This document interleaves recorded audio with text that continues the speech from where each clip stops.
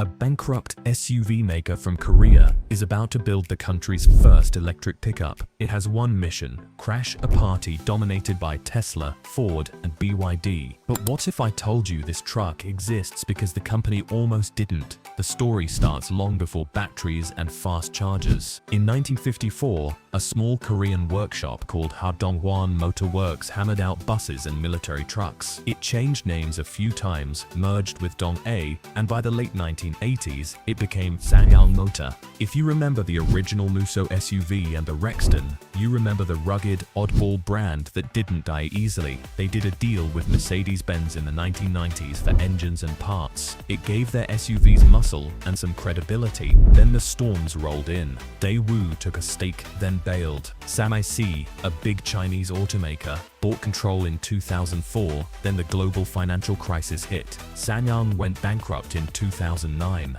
Mahindra from India rescued it in 2011. Sales bumped up for a while, thanks to affordable SUVs and a no-nonsense pickup called the Musso, sold in some markets as the Rexton Sports, but the world changed faster than the company did. Electric cars stopped being a fad. They became the next race. Mahindra couldn't fund the sprint. In 2020, COVID crushed supply chains. In late 2020 on 2021, Sanyang ran out of cash again and entered court receivership. It looked finished, then a surprising bidder appeared. KG Group, a Korean industrial conglomerate that makes steel and chemicals and runs logistics. In 2022, they bought the wounded automaker out of court protection. They did the unthinkable. They told the world Sanyang as a name was gone. In 2023, they rebranded to KG Mobility. Soon after, they started using KGM as their global badge. It wasn't just a fresh logo, it was a promise that they weren't building yesterday's cars anymore.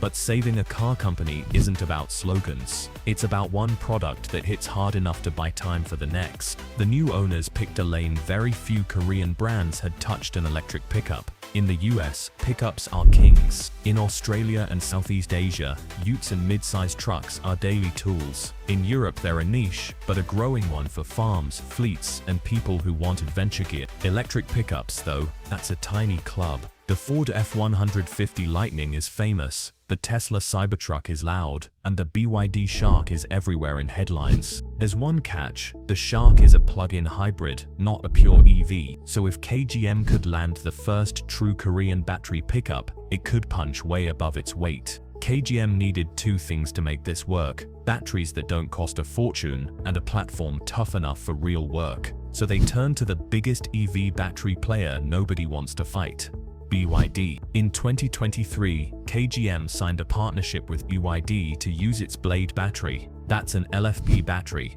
Let me tell you this: LFP stands for lithium iron phosphate. It's cheaper, more stable, and safer than many nickel-based packs. It doesn't give you quite the same range kilogram for kilogram, but it's the battery you pick when you care about cost, long life, and safety. BYD also agreed to help KGM assemble packs in Korea. That matters. Building packs closer to home cuts shipping time, lowers tariffs in some markets, and helps with quality checks. It's also a quiet signal: KGM didn't have time to reinvent battery chemistry. It needed a reliable partner now. Before they showed a truck, KGM proved they could ship an EV at all. In 2023 and 2024, they launched the Torres EVX, an affordable electric SUV with a Blade battery and around a 73 kilowatt-hour pack. It wasn't a supercar. It was simple, safe, and priced to sell in Korea and Europe.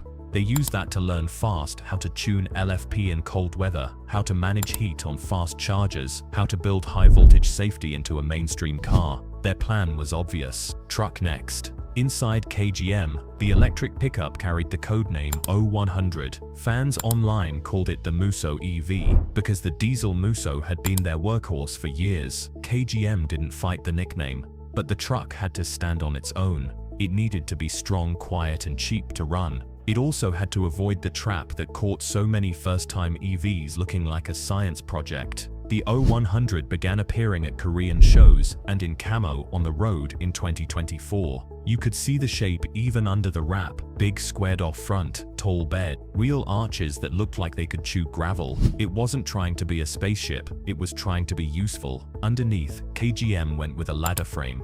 That's the body-on-frame layout pickups love, because it takes loads, handles bumps, and keeps repairs simple after hard use. Electric motors and battery packs were mounted low, between the rails, to keep the center of gravity down. That means less roll in corners and better grip off-road. Now the heart. The battery. KGM's pickup uses an LFP blade pack, like the Taurus EVX, but sized for truck duty. Final numbers for the production truck weren't public at first, but the targets told the story. Aim for about 70 to 90 kilowatt hours in the base pack, with a bigger pack later if demand asks for it. That size gets you around 350 to 450 kilometers on a charge on moderate test cycles. On the stricter American EPA cycle, that would likely land closer to 200 to 260 miles. That's about the same as a base F-150 Lightning and well behind Tesla's big claim. But here's the real point. You don't need Cybertruck range if your price undercuts it by a chunk and your use case is city, job sites and countryside runs, not cross-country towing. The motor setup followed the same logic. A single motor rear-wheel drive version lowers cost and keeps weight down. A dual motor all-wheel drive version for people who tow, climb or just want traction. Target power, think roughly 230 to 250 kilowatts on the strong version. That's around 310 to 335 horsepower. Torque from an EV comes on instantly. If you've never driven one, imagine the shove you feel when a bus leaves the stop. Now give that shove to a pickup from 0 miles per hour. That's why electric trucks feel quick, even when they weigh as much as a small apartment. The towing and payload targets matter more than 0 to 60. You buy a pickup to carry and pull. KGM set its sights on a 1-ton payload class, with towing in the ballpark of 2.5 to 3.0 metric tons for the dual motor version. For context, a Ford F-150 Lightning can tow up to around 4.5 tons in ideal setups, but range takes a big hit while towing.